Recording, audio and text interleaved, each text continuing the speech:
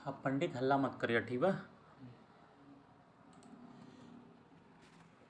चलिए दोस्तों, तो मैं आज आपको एक नया वीडियो दिखाता हूँ Redmi 6A का EMC चेंज करना। तो इसमें आप नेट पे बहुत सारा वीडियो देखे होंगे कि जिसमें EMC चेंज करने को बताते हैं, लेकिन मैं आपको इतना सिंपल तरीके से बताऊंगा कि आपसे जो फाइल चलाते बने या ना बने उससे कोई मतलब नहीं है। एकदम सिंपल तरीका। और जो 6A का मेथड है वो लगभग हर एक न्यू फ़ोन का जो भी MI का चेंज हो रहा है EMC सभी में लगभग ऐसा ही मेथड है, ठीक है। तो सबसे पहले हमको एक EMC चाहिए होगी। चेक करते हैं हम सबसे पहले EMC। UEFI बॉक्स खोलते हैं। UEFI बॉक्स खोलने के बाद हमको एक EMC चाहिए जो कि कंपैटिबल होना चाहिए। कंपैटिबल है या नहीं वो हम अभी आगे चेक कर लेंगे, लेकिन फ़िलहाल जो मेरे पास है वो 6A की EMC है, मतलब ये 100% कंपैटिबल है। तो मैं आइडेंटिफाई करता हूँ। आइडेंटिफाई करने पर आप देख सकते हैं इसमें अभी RPM भी क्लीन नहीं है। RPM भी क्लीन करना EMC चेंज करने के लिए सबसे अधिक ज़रूरी है, ठीक है। अगर RPM भी क्लीन नहीं है EMC में तो EMC चेंज में प्रॉब्लम होती है, ठीक है। इसका हेल्थ रिपोर्ट भी देखिए अच्छा है, मतलब EMC अच्छी है। बस इसमें एक ही प्रॉब्लम है कि हमारा RPM भी क्लीन नहीं है। तो RPM भी कैसे क्लीन करते हैं इसी वीडियो में मैं आपको बता दे रहा हूँ। RPM भी क्लीन करने का सबसे सीधा फंडा है, आप इसका EMC का फर्मवेयर अपडेट कर दीजिए। तो पहले मैं बैकअप ले लेता हूँ, कभी मतलब भविष्य में कोई प्रॉब्लम हो तो उसके लिए बैकअप ले लिया। उसके बाद अब मैं EMC का अपडेट कर देता हूँ फर्मवेयर। अपडेट पे क्लिक करना है, यस क्लिक दबाना है और बस ये ऑटोमेटिक अपने आप UEFI फाइल वगैरह ले लेगा। जो भी करना है उसको वो कर देगा ऑटोमेटिक ही, हमको बस इंतज़ार करना है, ठीक है। तो अब ये जैसे ही इसका EMC का फर्मवेयर अपडेट होगा, अपडेट होने के बाद हमारे EMC में RPM भी क्लीन हो जाएगा। पहले जो क्या दिखा रहा था वहाँ लिखा रहा था प्रोविज़न काउंटर। अभी जब RPM भी क्लीन हो जाएगा तो वहाँ दिखाएगा ऑथेंटिकेशन की not at program. Not at program में मतलब RPM भी क्लीन हो गया, ठीक है। तो अभी हम इंतज़ार करते हैं, देखते हैं क्या होता है। थोड़ा सा टाइम लगता है, 20-30 सेकंड के करीब में लग जाते हैं इसको करने में। इसमें हमको कुछ नहीं करना है, अगर यहाँ पर रुक रहा है तो आपको वेट करना है। UEFI वो अपने आप ऑटोमेटिक कर देगा, ठीक है। यहाँ पर कुछ भी नहीं करना। अगर बीच में कुछ भी करते हैं आप तो आपका EMC ख़राब हो सकता है, इसीलिए चुपचाप बर्दाश्त करिए और देखते रहिए।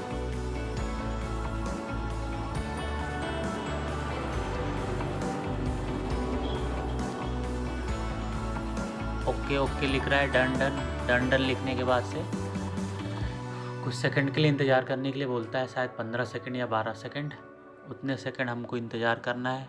और अगर अपडेट करने के दौरान आपका फेल्ड हो जाता है तो आप दोबारा भी अपडेट कर सकते हैं। ये देखिए मेरा एक ही बार में हो गया सक्सेसफुल। अब मैं आइडेंटिफाई करता हूँ, फिर देखते हैं। आइडेंटिफाई करने पर आइडेंटिफाई हो गया 32 GB और ये देखिए नॉट एट प्रोग्राम दिखाने लगा। ऑथेंटिकेशन की नॉट एट प्रोग्राम मतलब हमारा RPM भी क्लीन हो गया। RPM भी क्लीन हो गया तो अब हम EMC चेंज कर सकते हैं, ठीक है। तो MI 6A चेंज करने के लिए 3 स्टेप होते हैं। पहला स्टेप इंजीनियरिंग फाइल डालनी होती है। इंजीनियरिंग फाइल डालना है तो मैंने डिस्क्रिप्शन में लिंक दे दिया है, आप वहाँ से इंजीनियरिंग फाइल टेस्टेड है वो डाउनलोड कर सकते हैं। इंजीनियरिंग फाइल को सिलेक्ट करना है और बस रिपार्टीशन पर टिक करके फ्लैश कर देना है। फ़ोन फ्लैश होने लगा, EMC हमारा फ्लैश होने लगा। अब जब तक ये फ्लैश हो रहा है तब तक मैं ग्लोबल फाइल डाउनलोड कर चुका हूँ, उसको एक्सट्रैक्ट कर देता हूँ। एक्सट्रैक्ट भी कर चुका हूँ, इसको इस फोल्डर में रख देता हूँ।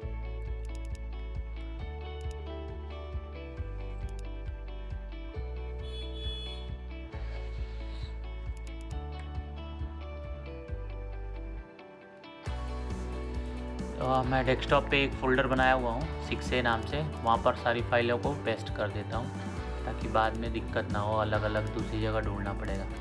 ये हमारी फ़ाइल हो गई ग्लोबल वाली फ़ाइल, इसको एक्सट्रैक्ट कर देते हैं, ठीक है।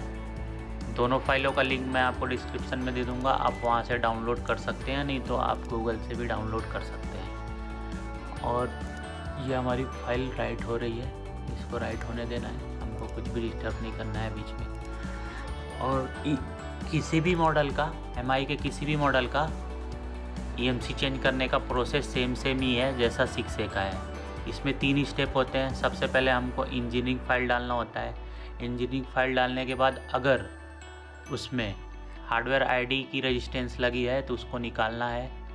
तो ये हार्डवेयर आईडी की रेजिस्टेंस कहाँ से मिलती है, कैसे होती है, हर मॉडल का अलग अलग होता है।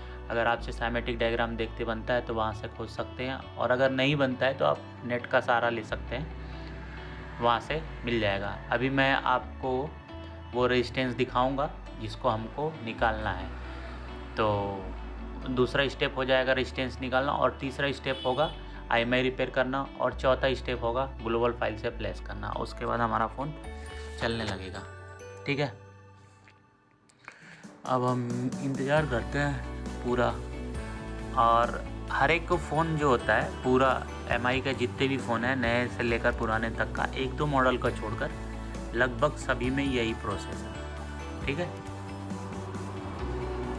और ये जब तक राइट हो रहा है तब तक हम क्या करते हैं कि पुराने वाले फ़ोन की जो EMC ख़राब है, इसमें माइक्रोन की EMC लगी हुई है, तो इस EMC को मैं निकाल देता हूँ। और निकालने के बाद से उसमें मैं उसको क्लीनिंग वगैरह कर देता हूँ, ताकि इसको बस साफ़ ही करना रहे। ये हो गया, मेरा पूरा राइट हो गया। आइडेंटिफाई करते हैं, फिर देखते हैं इसमें इंफॉर्मेशन वगैरह आया या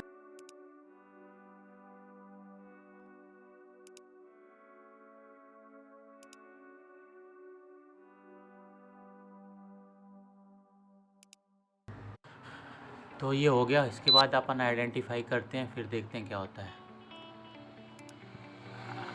आइडेंटिफाई करने पर पूरा इन्फॉर्मेशन आ गया, लेकिन यहाँ देखिए यूज़र एरिया में 3 GB दिखा रहा है। तो इस यूज़र एरिया को करने के लिए हम फैक्ट्री रीसेट करके देख लेते हैं। अगर फैक्ट्री रीसेट करने से नहीं होता है तो UEFI में सबसे ऊपर एक ऑप्शन होता है, उससे हो जाता है। सबसे पहले हम फैक्ट्री रीसेट करेंगे, फैक्ट्री रीसेट करने से हो जाता है। और अगर नहीं होता है तो वहाँ रीसाइज यूजर डाटा होता है, उसको करने से हो जाता है। ठीक है, फिर से आइडेंटिफाई करेंगे। अभी भी 3 GB दिखा रहा है, नहीं हुआ। चलिए, तो फिर वही स्पेशल टास्क में जाना है, रीसाइज यूजर डेटा।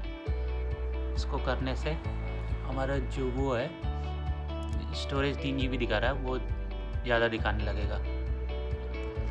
ठीक है, रीसाइज करने के बाद से हमको फैक्ट्री रीसेट करना ज़रूरी होता है, इसलिए रीसाइज करके और डायरेक्ट EMC नहीं लगाना, हमको फैक्ट्री रीसेट वो रीसाइज करना है। उसके बाद फैक्ट्री रीसेट करना बहुत ज़रूरी होता है, क्योंकि कुछ फाइलें इधर उधर हो सकती हैं, इसलिए रीसाइज करने के बाद फैक्ट्री रीसेट करना ज़रूरी है। तो ये हो रहा है, तब तक होने दीजिए।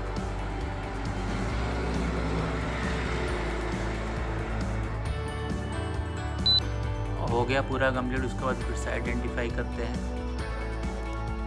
और ये देखिए अपना यूजर एरिया बढ़ गया। नीचे जो दिखाने लगा अपने को 28-30 GB के करीब में, और फैक्ट्री सेट कर देंगे।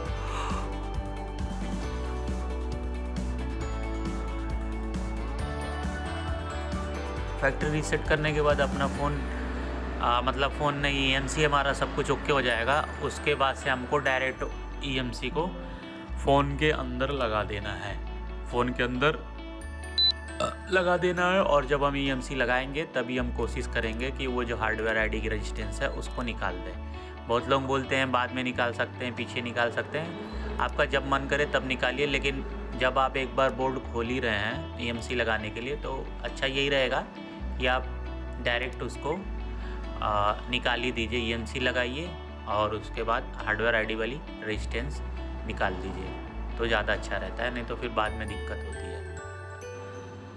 तो चलिए फिर मैं आपको माइक्रोस्कोप में दिखाता हूँ। ये मैं EMC निकाल चुका हूँ, इसकी पुरानी वाली ख़राब हो गई है। अब इसको अच्छे से क्लीन कर देना है, और क्लीन करने के बाद से हम हार्डवेयर आईडी वाली रेजिस्टेंस को भी निकाल देंगे। ठीक है, गुड विक लगाना है, उससे आयरन से साफ़ कर देना। आप चाहें तो आयरन से भी कर सकते हैं, आपका जैसा जमता हो वैसा कर सकते हैं क्लीन। वैसे अच्छे से क्लीन करना तो अच्छा ही होता है, लेकिन ये अभी आप देख सकते हैं इसमें 3 4 5 जगह बॉल जो है वो आपस में टच हो गई है। ये किसी दुकानदार वाले ने मुझको दिया है, वो पहले से ही रिवॉल्व करके और वगैरह वगैरह कोशिश कर चुका है, तो कोई वैसे ज़्यादा दिक्कत नहीं है। जो भी हैं वो सेम ट्रैक ही मिले हुए हैं, लेकिन ऐसा ट्रैक मिलना नहीं चाहिए। ट्रैक मिलने से दिक्कत हो सकता है, लेकिन अभी जो भी हैं वो आपस में पहले से ही बोर्ड में भी टच ही है, उससे कोई दिक्कत नहीं है। ठीक है, अब इस पे EMC को हम फिट कर देंगे, थोड़ा सा पेस्ट लगा के EMC को फिट कर देंगे।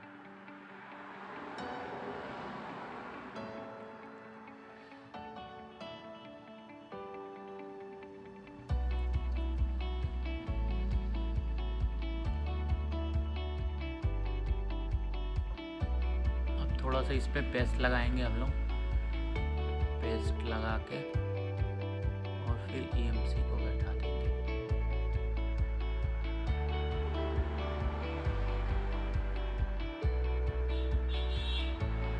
EMC देख लेना है किधर से कैसे बैठेगी, आपको जैसा समझ में आए। मेरे को इस तरह एंगल में समझ में आ रहा है कि SMD इधर से लगाऊंगा किधर से लगाऊंगा करके, वो आपको जिस तरह आपका हाथ होता हो। मेरा तो लेफ्ट हैंड से होता है, तो पेस्ट लगा देता हूँ मैं थोड़ा सा, और उसके बाद EMC को इस पर बैठा देता हूँ। EMC बैठा दीजिए। अब देखिए चारों तरफ वो गोल्डन कलर वाली लाइनें दिख रही हैं कोने कोने में, मतलब हमारी EMC एकदम सही जगह पे बैठ गई है। अब बस हमको हीट कर देना है। हीट करेंगे तो EMC हल्की सी अपनी जगह पे जाएगी, और उसके बाद चिमटी से हम थोड़ा सा हिला कर देख लेंगे कि बैठा कि नहीं। ठीक है, बस हीट करते जाना है, हीट करना है। जैसे ही वो सेट होगा तो EMC अपने आप पोजीशन पे जाएगी, तो थोड़ा सा मूव हो जाएगा।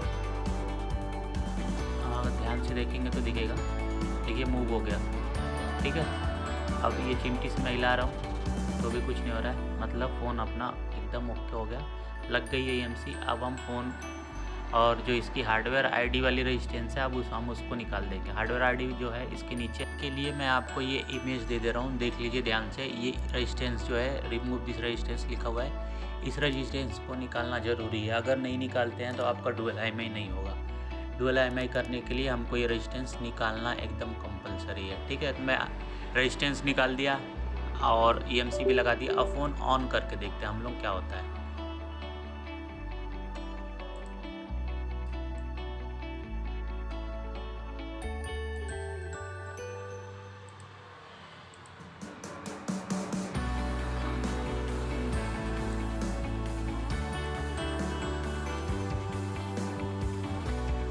फ़ोन ऑन कर रहा हूँ तो शायद बैटरी चार्ज नहीं है इसकी, इसलिए एक बार स्विच ऑफ हो गया लग रहा है। तो मैं दोबारा से इसमें बैटरी चार्ज में लगाकर ऑन कर रहा हूँ डायरेक्ट। अब ऑन करने पर देखिए वो, आप अगर इंजीनियरिंग फाइल डाले होंगे तो आपको पता चल जाएगा कि ये इंजीनियरिंग फाइल वाला है। इसमें बहुत जल्दी चालू हो जाता है, और लोगो वगैरह वो एंड्रॉयड वगैरह जो आता है वो नहीं आता, बड़ा बड़ा आता है, और इसमें सब कुछ चाइनीज़ में लिखा हुआ होता है। ठीक है, तो जब भी हम इंजीनियरिंग फाइल डालते हैं, इंजीनियरिंग फाइल डालने से हमारे मैं दिखा रहा हूँ, ये बेस बैंड वाली है, मॉली कुछ करके लिखा होता है, ये इसकी बेस बैंड है, आ गई है। अब IMI नंबर चेक कर लेते हैं हम, IMI नंबर है या नहीं है।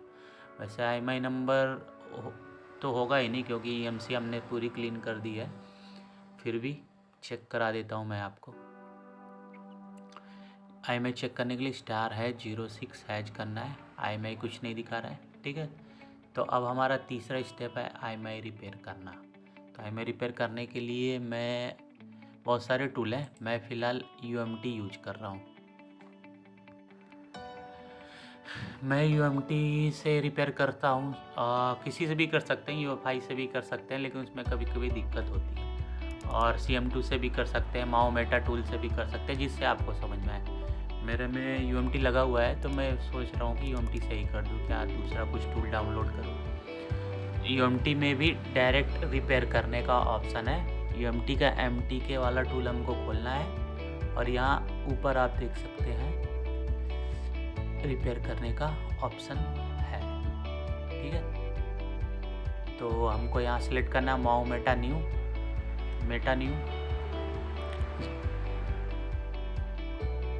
ठीक है, मेटा न्यू सेलेक्ट करना है और उसके बाद दोनों IMEI नंबर लिख देना है। IMEI नंबर देखिए ओरिजिनल होना चाहिए, IMEI चेंज नहीं करना चाहिए, ओरिजिनल होता है तो दिक्कत नहीं होती है बाद में, ये तो फिर नेटवर्क वगैरह की दिक्कत होने लगती है अगर आप दूसरे किसी फ़ोन से डालते हैं तो, ठीक है। IMEI नंबर हमको डाल देना है, IMEI नंबर याद रखें ओरिजिनल ही रहे तो ज़्यादा अच्छा है। IMEI नंबर डाल देना है और बस रिपेयर पे क्लिक कर देना है, रिपेयर पे क्लिक करना है और यहाँ से हम मॉडल सेलेक्ट कर लेते हैं ताकि ज़्यादा दिक्कत ना हो। से IMEI नंबर हम लिख ही दिए और उसके बाद रिपेयर पे क्लिक।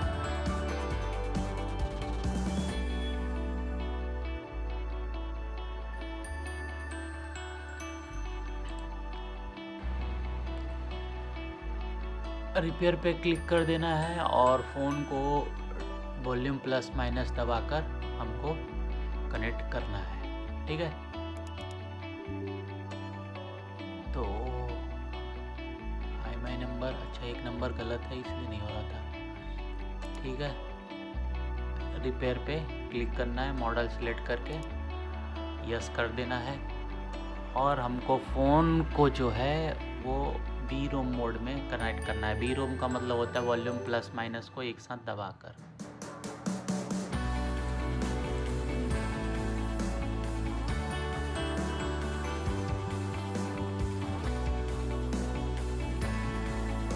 और स्क्रीन में आप देख सकते हैं मैं फ़ोन कनेक्ट करने की कोशिश कर रहा हूँ, नहीं हुआ। उसकी बैटरी निकाल कर फिर से लगाना है और वॉल्यूम प्लस माइनस दबा के लगा देना है। जैसे ही फ़ोन लगेगा कनेक्ट हो जाएगा। फ़ोन कनेक्ट होने के बाद हमारा फ़ोन जो है वो मेटा मोड में चला जाएगा। फ़ोन में कोने पे लिखा होगा मेटा मोड, ये देखिए मेरे फ़ोन पे लिख दिया, ठीक है, मेटा मोड आ गया। अब वो IMEI रिपेयर करेगा। अगर रिपेयर नहीं होता है, जैसे कि मेरा भी नहीं हुआ, फेल्ड आ गया, नहीं होता है तो आपको कुछ नहीं करना है, फिर से रिपेयर पे ही डायरेक्ट क्लिक कर देना है। बटन वटन वैसे ही कनेक्ट रहने देना है, USB केबल निकालना नहीं है। डायरेक्ट कनेक्ट रिपेयर पे क्लिक करने से वो दोबारा हो जाएगा। अभी रीडिंग कर रहा है, ये देखिए रीड करके दिखा दिया 1515, इसमें IMEI नंबर था पहले से। अब ये दूसरा IMEI नंबर न्यू जो ओरिजिनल है वो राइट कर दिया। IMEI नंबर देखिए राइट हो गया। राइट होने के बाद से अब मैं आपको फ़ोन ऑन करके दिखाता हूँ इसमें IMEI नंबर आया या नहीं आया, ठीक है। चलिए तो मैं फ़ोन ऑन करके दिखाता हूँ आपको।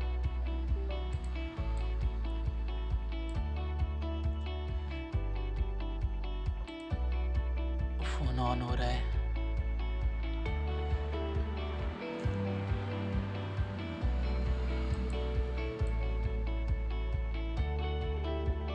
अभी देखिए IMEI रिपेयर कर चुके हैं। अभी भी हमारा इंजीनियरिंग फर्मवेयर ही है, हम उसी में हैं। ये बात को ध्यान में रखना है आपको कि इंजीनियरिंग फाइल रहते हुए ही IMEI रिपेयर करना है।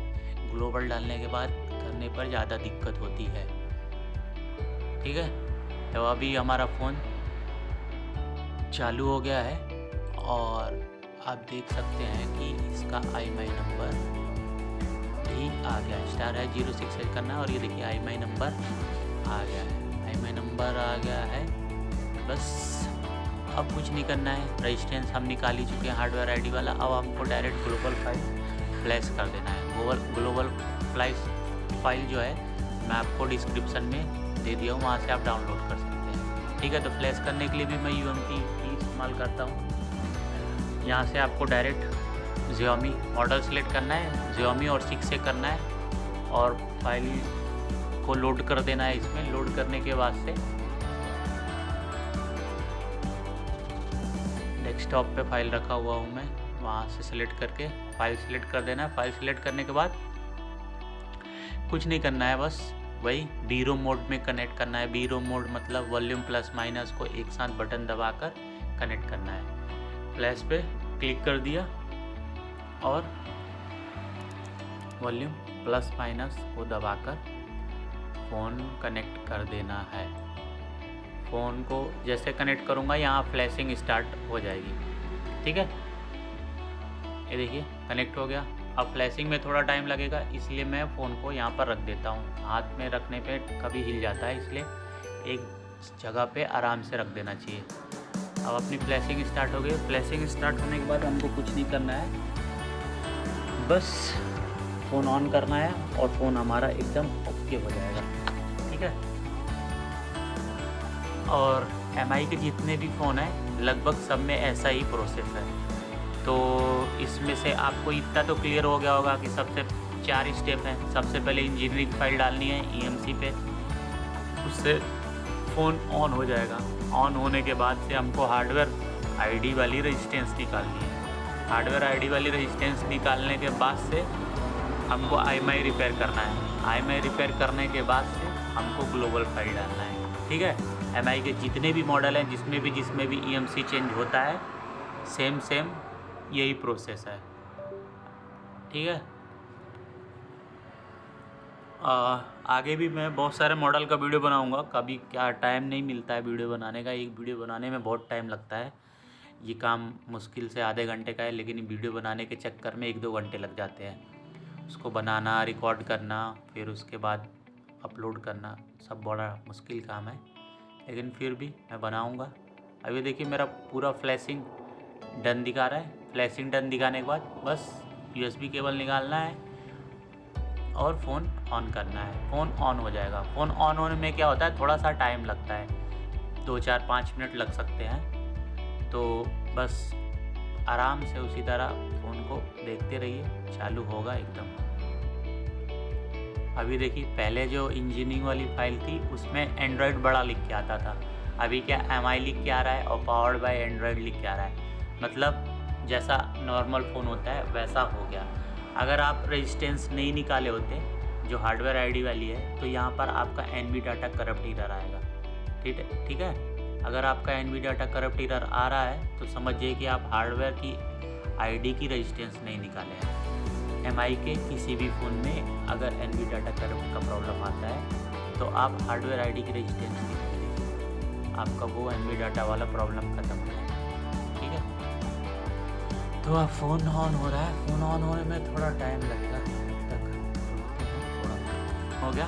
ठीक है, अब फ़ोन ऑन हो गया। इसके बाद आप सबको जानते हैं हमको नेक्स्ट करना है। जल्दी नेक्स्ट करते हैं।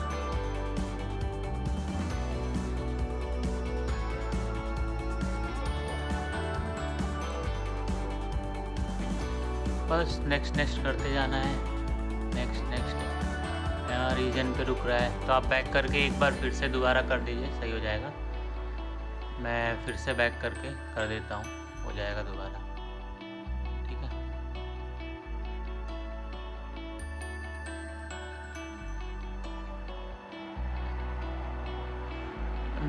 नेक्स्ट बस नेक्स्ट करते जाना है। स्किप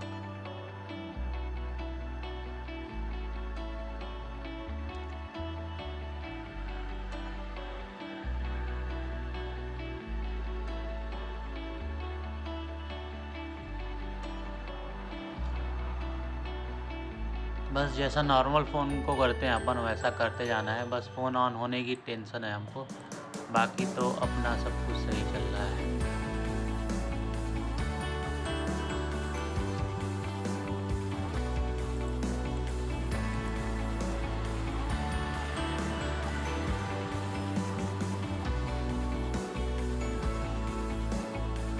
बस यहाँ पर थोड़ा सा टाइम लगता है।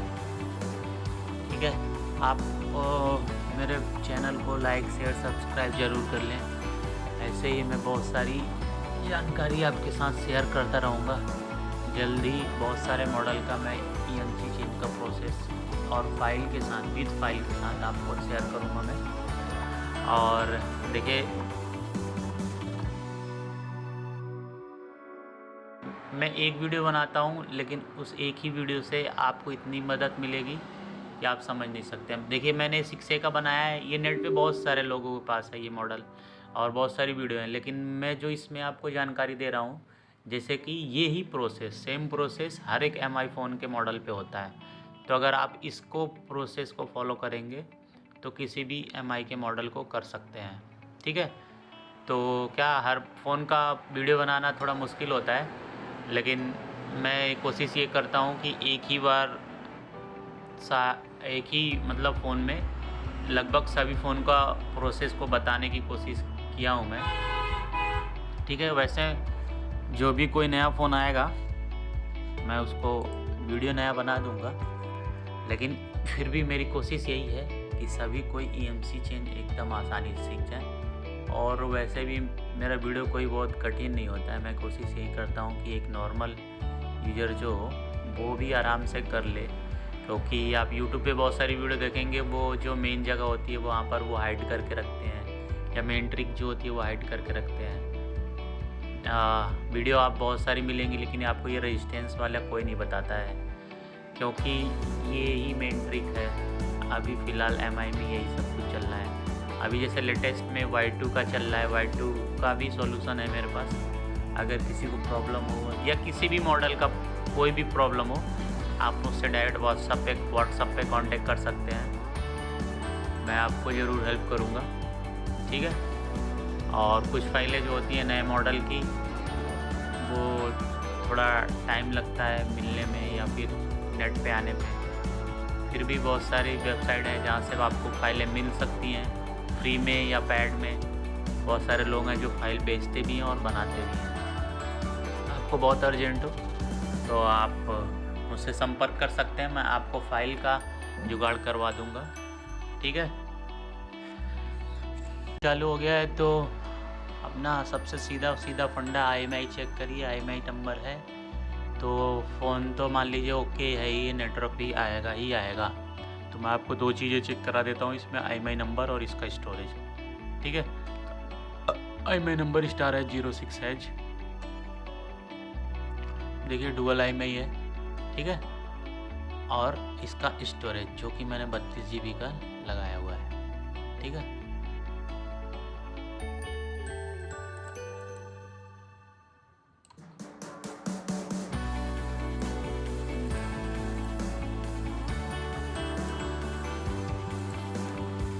देखिए मॉडल देख लीजिए आप, Redmi 6A है मॉडल।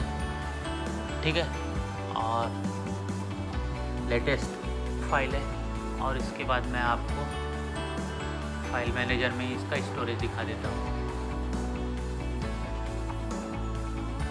ये देख लीजिए 32 GB की EMC लगाया हूँ। मेरे चैनल को इसी तरह लाइक शेयर सब्सक्राइब करें और लोगों में और ज़्यादा दोस्तों में अपने में शेयर करें।